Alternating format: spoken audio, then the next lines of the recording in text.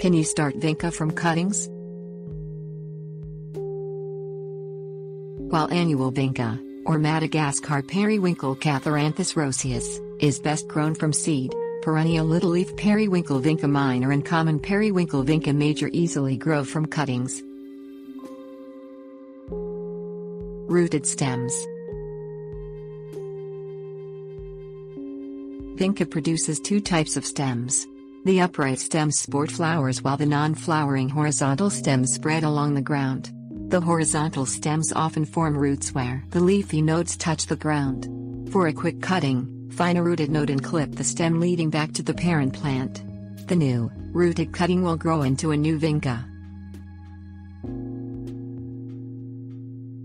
Cuttings.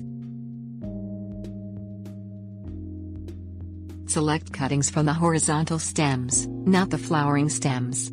Take cuttings any time of the year, but make sure the cutting is from an actively growing plant. Water the plant well. Do not take cuttings from a wilted plant or during afternoon heat. Secondary cuttings, from lower on the stem, respond better than terminal cuttings at the Vinca's tip.